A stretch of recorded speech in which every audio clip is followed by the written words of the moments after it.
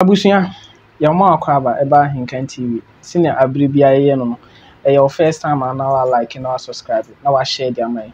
Na obi biara hu de ekoso wo man. Abusia, ye dem go straight to the point.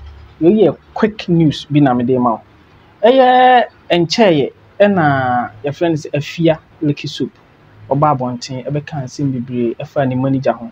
O kan ya do an extent say okochire mu efa woman bi a ye friend say Nana Hema a wa kra omukọ ni che o se Nana Hema no kotete no o ha na dwen o kwan bebire so emre omukọ ho no na Nana Hema no wa ba reply afia abechire mu say senior afia sikan no enye sa na tie yanya no voice recording ni other some kind of witness bi wa hanma ye pese mu tie na muhu de ekọ na ansa na ebekọ Nana Hema na asem no so yen quick to afia ne nsem bi o kan yen twe wa adwen kosi afia ne nsem bi o kan so ansa na yaba Nana Hema na asem na o kan so nti yen kọ na yen hwe afia ni video no kakra emra ye ba ye pe ye de Nana Hema de no so be den ebe so ama nti yen hwe mra ba bra ya no egu melimase asem no so atwam se me ko ma ko didi Nana Hema no ma ni na tebo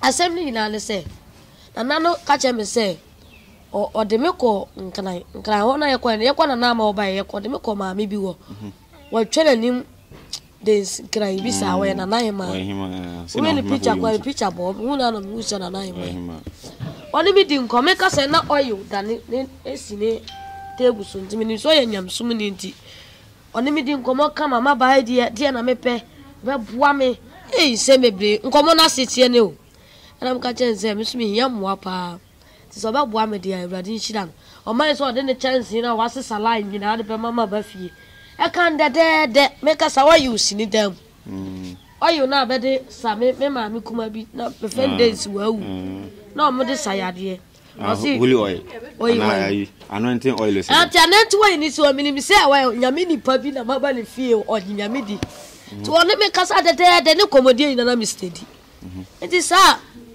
ade chi ya me da so le ya me pese me ko dwale na me ka che ma me se pese me dwale na ma me ka che me se what cent bi wo no na me bisa se de ba de ya wan ka de ko se me nje sho no dwala me fa mo moto na me se ene me da ase me so o ma chamade ise bia ade mo bag ya be so na ma da wase nti o mo chamade sa no aka me ho nti o de ma me no se me ye de me da na ase me se ma mpa cho me da ase ti sa me bi dwale wie ya me ko wura da mo a me de fa moto mu na ana ai ma me no bo pa se ene nkola no wa mo pa ne nkola bi wo fie o mo ya aduane ma ne di ye bibia okay nkola no mo somo no ek flem akola no da mo ni ma se mo ka chen ti akola ne ba da mo na ka chen se me so no ajida mo ti mi nim so yale yade se sa doctor ka chen so yale massage mode massage ma me no o yale massage ti mi nim ama mo ko hwe doctor no ko hwe Nana Hema ni mo jam ama mo so yale massage na on pay spray me to ko ama first spray yanko let's asem na person pe ma me na de massage ne asma na massage asma ana was massage okay ma me kura won kan me kura me money nti it's like nti ni bufu ya na we nyina ka kire me wo falo se ela me kire wo okay ba we blaya no onim ne asi onim de ntina me ya Nana Hema ne sa me ema me kura me san bu nkotoje kura pa me ni so ya Nana Hema ema Nana Hema ne bu me bese me kwa me bi se chechima yi na ote akonwa so se ono be kasa na be nkoto na am say na de nam de aye wa wo bu me bese esa menti me ma blaya wo ne me kasa so o de krama bi asini fie o me ko sini ma kura krama yi hwe manim me ko horo ne ma o ka chenza krama yi ba mene me ampa hulu na me sa mani anka fie o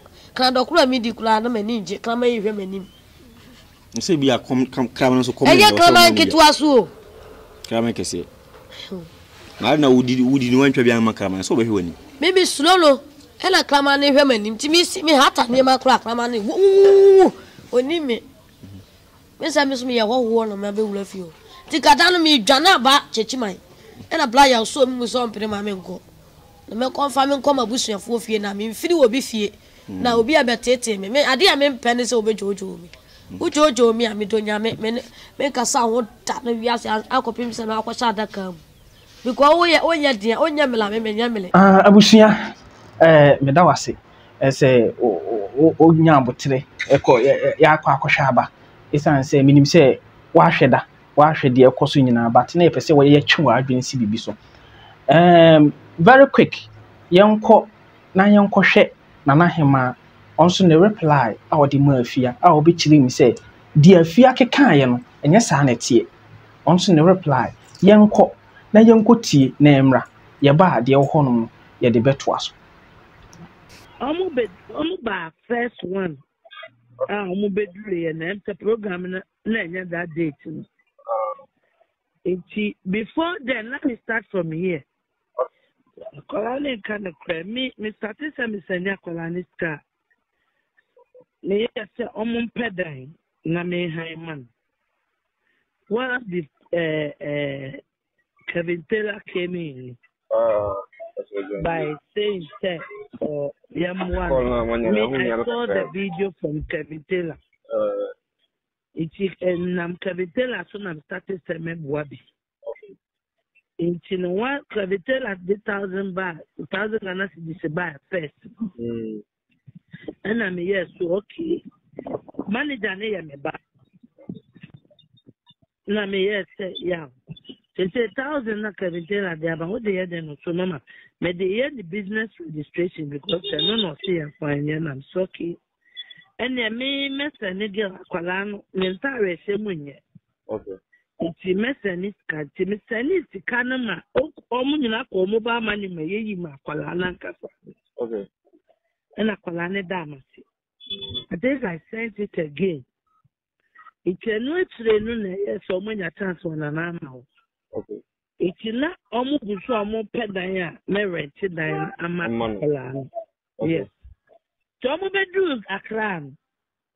I'm so nine Saturday they went back.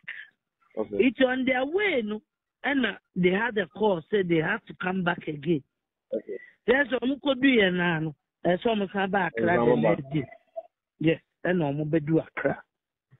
So I'm bedroom Akra no na me friend me ban so. My bedroom we are now friend. It's I'm friend me late night by 11. I'm so wabre into no fa kwala ne meda. Okay. Apparently, let me name say he has that character. E can name be ye kakraka we. Okay. Okay. Me na ma pon adwuma. It was very late and I'm mom be try me we sales more. Also they no kodina machine bi. Okay. Machine no didn't kodina so no was they went to the mall and elevator no more fan not machine no. Elevator not machine. Okay. And me buy no more channel KFC. Yes. He bought him ice cream. I think the ice cream was about 20 Ghana cedis. It's me bedu one or the ice cream. And now pie. Me the feel no appear me granting. Very first time met him. But na me car the moon. Na me penny mu me da me car kese mu. Na me be sia ho na me de watenam. Odi atem atem di na mbisan me ba ne se ya. E di asem na mba ne de ho. Efia ye di penny ka no so e de wan na ye penny. Ukasa ya to say e bedu fi. Me wo budago mfia. O say ya den na klama wo fia ha. And also by a different thing. You bedu ye na ye call pot bi man akonya. O say no ni di assembly wo ho. Den to obedi atem na na masika no de ma no na me by me manager bucket sika no na me say ya. Bring the money out. But this kind of buy no can 1,000 Ghana cedis. 1,000 Ghana cedis. And I'm say and run in then Mubana Sika say no 700. No okay, take the 700 out of it. Because how now compare transportation and I'm the buy. As you ask that question. And if you say ne liquid soap, Sikanaye, it's our set manager and money. So me and no ye 150 at the month. And the car 150 quitting. If you say now no be your 10 Ghana cedis. And I'm saying, how you man? Because I wanted peace to come to reign in this house because Adiaka and the Catholic. Oh, say, and I know try to Musu, but you and the captain, you should 20 Ghana and say, how you man? Obey Kana Manica 80 cities or something, I will be banning some. So, only 5 days or something was here. The next day, now I was saying, no one was saying to Papa, listen to me. Maybe a migraine. 80 minutes a day, a day, okay. But, Sabi, me your bad time. If you have been doing a none of one of Papa. As I lay the bag of money now for it's me, man, the passes. Mimi took me. Baby, one year did the pass. No, family. Okay, Memano, the prices, Memano, a 90 or better. And because of sensitivity, Memano, sure. Okay. Said the Bayer or Dario Bay should be on the armpit. Now, or you saw then all right. And 3 days, and I'll see on the more. Okay. So I wanted to drive them to the mall. But me that them. And said they are getting ready. I know me as sure the goon. So me them one me sense. It's not a me see and me pay no my son in a besia. Miss Watted here. And I miss Watted say I catch and say, hey, I didn't walk corridor and a bit me them want to know own guy. La me in percent. And I started oh dear to me a wine. Me a wine. And then Tessa Pastor some will fear to me pay and I'm an initial after I started to me see or can't quite them or back. And I'm so now me see us so fun and you be a window soon. John Johnson about to see hey. But then I'm a cat and some more quite them more. Me ya kwasiapa ono bebo me dua wa bom dua kura da I have a video about this. Oh. Me sister wa ha no wa bombing no wa pia oh. With this me the man no wa to with this no. Wa ha se de na ma ye basa peni mu me te me won ma se. Ah o class bi ni me fi. Na akwala we di ma tempo nti manager no yes, so sad. Eti oye no kwase ne mpaboa na emubon. Na omo call more. So omo ba late na me mada. So I had to go to hospital. But there you are. Except before hospital.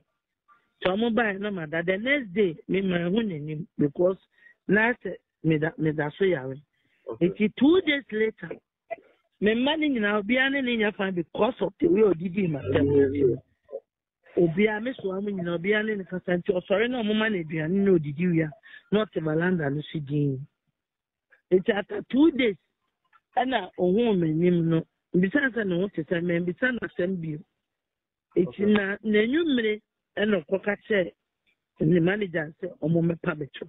Metia Bantiano mobile, or so of Baba Metro.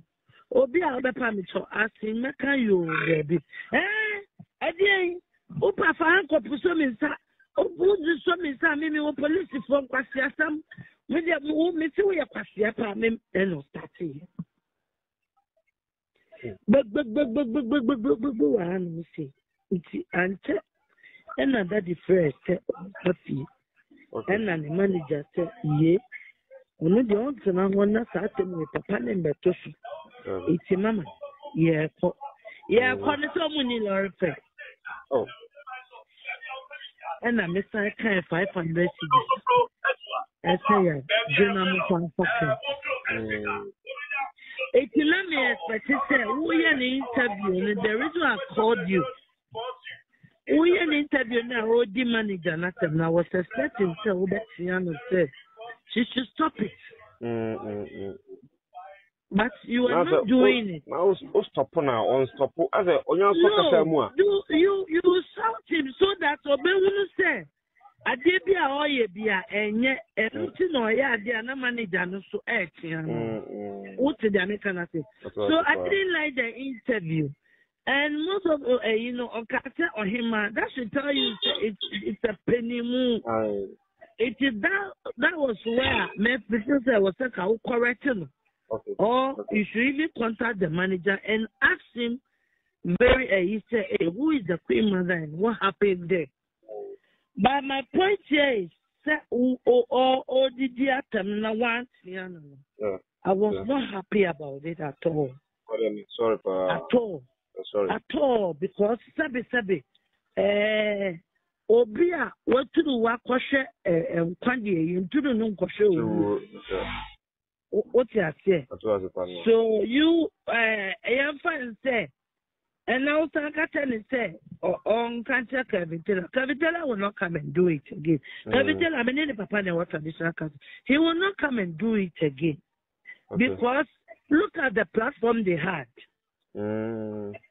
And they are acquire the manager platform. All of you should see this. Say we go abemo and anybody.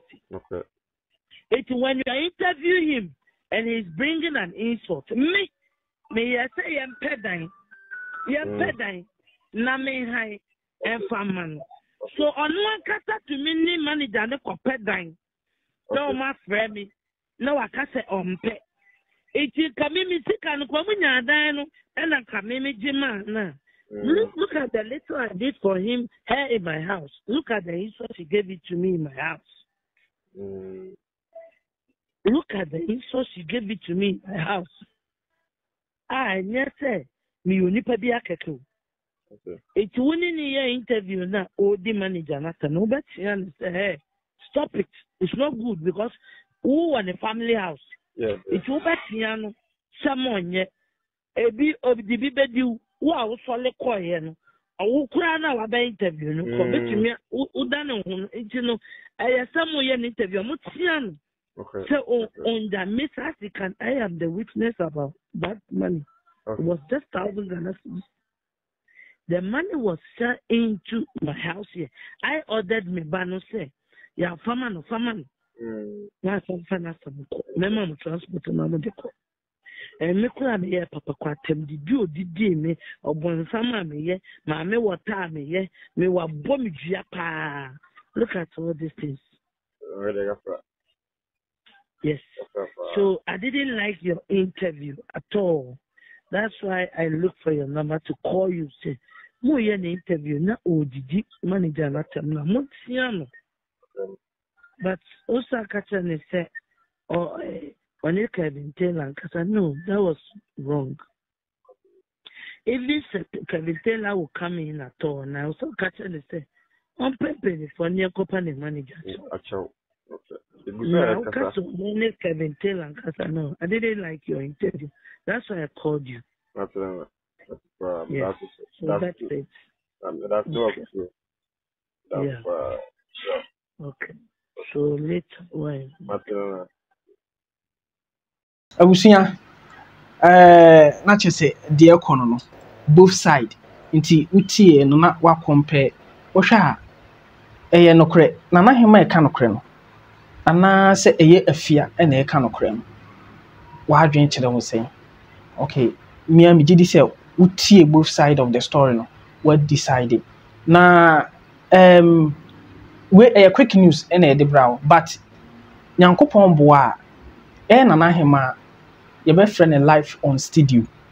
Na ye ni na di nkomo more about omo bae no omo koye no dey see because ye nya no nti ye say omo was some kind of videos bi e wo hono ma e kire say afia ye bibisei afia ye bibisei nti ye studio live ye be friend no mreba ma ye be friend no ye be share that na ase na ya friend no na ni na discuss it na afi the videos a course so a kire say afia BBC ye BBC no ye de ni nyina beto abonten ama wahwe na wahu de ekọ na Nana Hema eka bibi fa Kevin Taylor ho de Kevin Taylor se obeboa afia anase omoa no ni nyina o kan bibi fa ho na asem ye me kan I say most of Ghanaians omne me nya adwen but nne me sinisi su biem me sensi su biem say Kevin Taylor ne hate obe hate ye Ghana fo obi biara be hu Kevin Taylor because of afia licky soup me sene kan sisu dwam me opa ba bi a pese dem ko bi afa me ko me ba bi yiwa no me sene kan asisu dwam se Kevin Taylor on timase na o se asem na me ka no entro na media o mra no mi na no se Kevin Taylor se me say me evidence nyina wo ho me go videos nyina wo no me kire se Kevin Taylor ne hit or hit nyina no afia licky soup e o fa ne so na hit ye den tie ma me kasa dabi obi tinche obedwen se me pent kwanya ntokwa na me pe me agba mpanfo kan bi se ba bi ade no dan so wan fa nto no efri to ma me nkire obibi enche ye na ye friend se techima market ehye wunim se Kevin Taylor abra techimanfo omo ba bi hye no abro mo 1 billion so mo fa nsie honom esan de street light asana keka ho almost 10 na the count so omonfa na omonfa nye den omonfa nye compensation what you say nti dia na kire se ontimu afia oyi even $1,000 oyi $1,000 even menu $1,000 ko betima yi dia bo afia ma biaka Kevin Taylor na hit na wope what you say nti se watima ye saa dey we ya dia na kire se afia na sem na oka se obebu afia no ontim nye ma ne mboro so obetima ya ama na boro so nti me ka se hit na wopa munjimi ndi mo evidence e wo ho no ma kire se Kevin Taylor na hit na wope ana oba no hu se afia licky soap wa gentre ha e wo Ghana fa na nyina na o she dade ne ho betwitwi afia licky soap se be oba hit me kan mo se me di ntro me wo evidence nyina wo ho no most of Ghanaians enim Kevin Taylor that time no but they no betwitwi afia licky soap na no hit ye no oji Ghana nyina ba bia ofa ba bia na Kevin Taylor ofa ba bia Kevin Taylor asema America no se Kevin Taylor say me boa o me yi ano wo be so ntimi yi ano because onu nim say me wo evidence ni nyina wo honom onim the reason why nti America sa asem no onim dan time afia licky soap ni incident no ba ya friend say Kevin Taylor ye na adwen say obeboa afia licky soap no na me wo hobi everything na me ye follow up the bia na me ye follow up then time obran 1000 cedis your friend say the manager e de ko register your friend say business certificate no na me minim hu bi minim de ko nyina everything de ko so bia no me eye witness obi san me nkasa pi na me say Kevin Taylor me say Kevin Taylor so say asem na me ka no me boa o me reply ono ontimi reply so upa mfa nsam ba bia nso nka ontimi reply because onim asem a me ka no ofa afia licky soap ho na hetiye wode hetiye no na wayi wanani ama akora no sa akora no nso fa na wode ho abetwetwe obi na wa heti awi a tia compensation so aso ntua tia compensation aso ntua tia Kevin Taylor me show say akora wa na be share bo se obebu akora no nti bua no bo share ya akadan nti me se bebu akora no wo na kan ye me mpese obeka mbanwo ka bi se yan tuntaso ntufom fa yan katrema mfa ba wo Kevin Taylor wo ye panyini but wa tuntaso atufom de wo katrema fa o katrema so aye fi wo ba huru wanum ana so oba ye ne den Kevin Taylor me show se akora no wo na ka so beboa no se ba bi oda nye Kevin Taylor me se ba bi oda enye the last time I did omudi ni video ba bonten wo hwe ba bi akora no da eya asefim what you say eya asefim ne mattress omayi mattress na free inside akwahye mattress no wa bonten die ntia nso nkuro nsuo wo mattress nim how come this 21st century adan die na ekoso wahye da bedada akora wo de ho abetwitwi no eba asade na Ghana fo wo bisa akora opanyino Kevin Taylor because wo de ho abetwitwi akora because na akora na no agye ntre ha e wo Ghana ha nyina because wo pese Ghana fo nyina hu nti na wahye da be yes ade no bebo akora no na ba bi oda no enye ba akokora sei bebo ano kwan abefa so abebo no bi abo ano se wo se enya akora no ho na fa ye e de hete ya bebo akora no me kansi su biom se wo se enya akora no ho na fa e de wudu hu kotwitwi akora no ho e na wo hete ya bebo akora no senior ya okọ ye friend say Techima market ekoboa omo ekomo 1 billion as and the light 10 light street light as and the car omo ho so omo fa nye compensation no sa kwan na so obetimi afa sa kwan na so aba bebo akora no nti me show bo share ya kadan me show Kevin Taylor bebo akora no na de a wo ye no enye fe wo ye panyu enye ade na wo ye na enye watu ntasu atofom de woketere mafa ye mpesa ade no Kevin Taylor me wo so wa me bo akora na da bia me video bia me bo odin wo da bia me video bia me wo so me bo odin bo akora no na bo akora na nyame na be shira sese kra wo bo na nyame shira obi because wo de ho abetwi wo shira no wa nya wie